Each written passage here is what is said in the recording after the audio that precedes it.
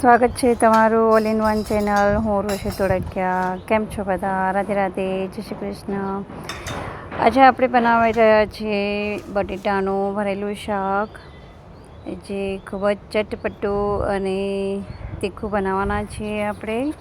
તો ચલો રેસીપી જોઈએ. મેં અહીંયા થોડા બટેટા લીધા છે, 500 ગ્રામ બટેટા લીધા છે, એને છાલ કાઢી નાખી છે અને આગળ આપણે હવે પ્રોસેસ ચાલુ કરીશું.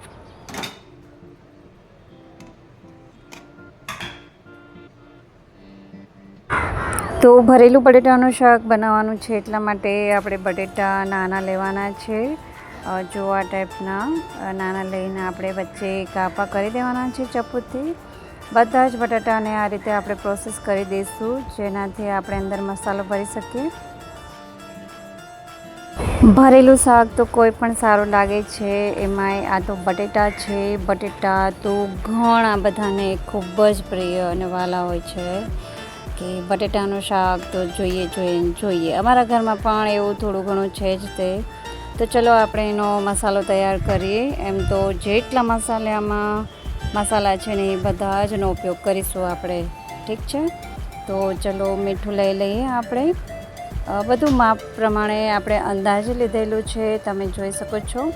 થોડી હળદર લઈ લઈએ આપણે. હળદર બહુ જરૂર નથી પડતી. મરચું, ધાણા જીરું એ બધું વધારે પડતી હોય છે જરૂર. ધાણા જીરું લીધું છે આપણે થોડું વધારે, કેમ કે આમાં ધાણા જીરા પાવડર વધારે જોઈએ છે.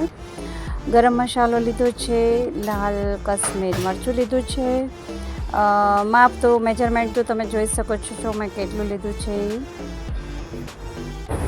અને થોડું બેસન લીધું છે, આપણે ચણાનો લોટ લીધો છે, જેનાથી મસાલો આપણો ગ્રેવીવાળો વધારે થઈ શકે.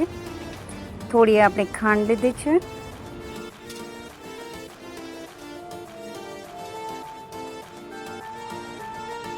મસાલા બધા આપણે લઈ લીધા છે. હવે એમાં થોડું તેલ નાખીશું આપણે, 1 ચમચી જેવું, 1-1.5 ચમચી જેવું.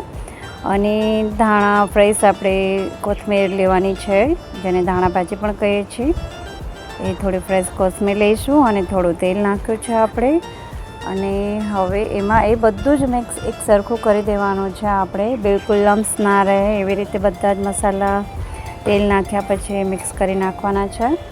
જો તમને તીખું ભાવતું હોય તો તમે એક્સ્ટ્રા કે તમારે ટેસ્ટ મુજબ મરચું નાખી શકો છો. આ બધો મસાલો ભેગો કરી દીધો છે અને આપણે મસાલો બટેટામાં ભરી દઈશું. ને કોને બટેટાનું ભરેલું શાક ભાવે છે અને કેવી રીતે બનાવો છો એ કોમેન્ટ જરૂર કરશો. હવે શાકનો વઘાર કરવા આપણે કુકર મૂકી દીધું છે, ગરમ થઈ ગયું છે. એમાં આપણે 2 ચમચા તેલ નાખી દઈશું. તેલ અને મરચું બધાના ટેસ્ટ પ્રમાણે, ઘરમાં હેલ્થની સૂટ પ્રમાણે બધા વાપરતા હોય છે. આમ તો આવા બધા જ ભરેલા શાકમાં છે ને થોડું તેલ મરચું વધારે હોય તો સારું લાગે છે. તો મેં અંદાજે અહીંયા 3 મોટી ચમચી જેવું તેલ લઈ લીધું છે. એમાં આપણે થોડું જીરું નાખી દઈશું. વઘારમાં જીરાનો ટેસ્ટ બહુ સારો આવે છે. જો તમને તબિયતને અનુકૂળ આવતું હોય તો થોડી હિંગ પણ નાખીશું. અને એમાં બધા જ જે બટેટા આપણે મસાલો ભરી દીધા હતા એ બધા જ બટેટા એમાં વઘારમાં નાખી દઈશું આપણે. જો મસાલો બચ્યો હોય તો એમાં ઉપર મસાલો તમે નાખી દેજો. આ રીતે આપણે હવે મિક્સ કરી દેવાનું છે. અને થોડું એવું રસો, જો તમારા ટેસ્ટ પ્રમાણે તમારે રસો કેટલો જોઈતો હોય છે ઘરમાં એ પ્રમાણે થોડું પાણી એડ કરી દેવાનું છે આપણે. અને હવે ધીરેથી એ બધું મિક્સ કરી દેવાનું છે. અને જો આ પ્રમાણે, એમ તો નોર્મલી આપણા જે બટેટા હોય ને એટલું ડૂબે ને એ પ્રમાણે તમે પાણીનું મેઝરમેન્ટ લેશો તો બહુ પરફેક્ટ થશે. આમાં જોઈ શકો છો તમે. તો આ રીતે આપણે બધો મસાલો અને પાણી મિક્સ થઈ જાય, એકવાર થોડું ધીરેથી હલાવીને એને આપણે કુકરનું ઢાંકણ બંધ કરી દઈશું. તો હવે એને સીટી આપણે 3 સીટી કરી દઈશું. શાક બટેટા આખા છે એટલે 3 સીટીની જરૂર છે. ઘણા બધા કુકર પણ હવે એવા હોય છે જે લોંગ ટાઈમે સીટી થતી હોય તો તમે 2 સીટીમાં પણ બંધ કરી શકો છો ગેસ. અમારા કુકરમાં અમે 3 સીટી વગાડીએ છીએ. પછી એવું ના થાય કે તમે 3 સીટી વગાડીને બટેટા બધા મતલબ બહુ વધારે બફાઈ ગયા હોય, એવું ના થાય.